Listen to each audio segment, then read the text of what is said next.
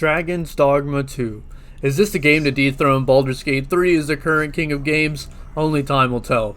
And while the fans delve deep into the lore and the gameplay to form their own opinion of who reigns supreme, I will share my thoughts on my first impressions of Dragon's Dogma 2 and how the first few hours of the game went for anybody who may be on the fence about getting it right now.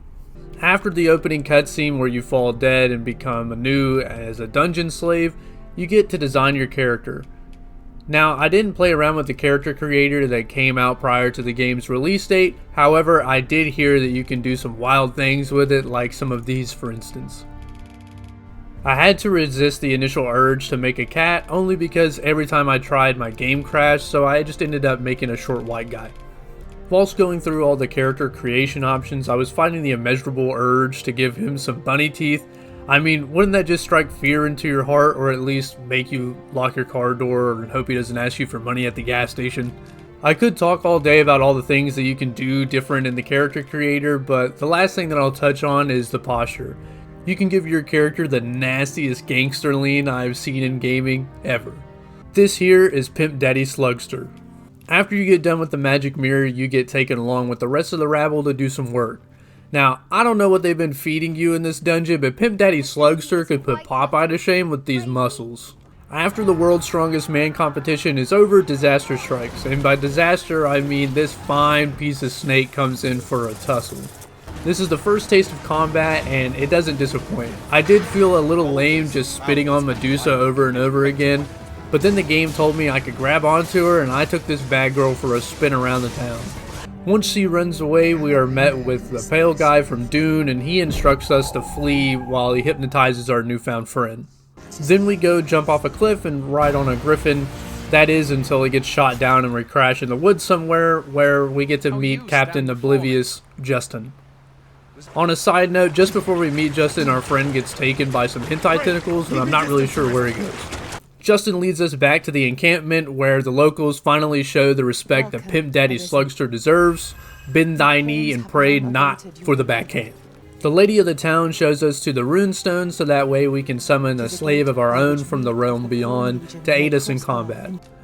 Something I discovered here was that when creating my companion, Dragon's Dogma 2 knows where we really want those sliders, and thus, Snail was born. After we acquire Snail, we take a snooze in a local inn, and then set out to the town burned down by the dragon. Well, I thought we would set off, but I got stopped by everybody and their brother who just wanted to join my party for some reason. I didn't mind though, because Pimp Daddy Slugster don't get his hands dirty, that's what Snail's for. We get stopped again at the gate by some guards who want us to go and save a new recruit from being eaten by harpies. So after kicking some tail feathers in and then returning for our reward, of course, we finally get to set off for the town. Once we get to the burnt town, we get to hear the nasty voice again, which makes us pass out and wake up in a vision. In the vision, it's time to fight the dragon from Shrek's older brother and save the new Shouty in town. After trying to save the Shouty from the dragon, he burns us to a crisp and then eats our heart. We get to wake up in a bed where she's checking on us to make sure that we're all okay, and then we get called down to meet some guards who want to take us to the kingdom to test if we truly are who we say we are. That's close to all I got done for the story in the first 2 hours, and this isn't a let's play, so let's get straight to the final thoughts. Dragon Dogma 2 is very intriguing. The gameplay is a little odd compared to what I usually play, but so is Baldur's Gate 3, and now that's my favorite game of all time. The combat is fun and engaging, and it's a lot different from what I'm used to.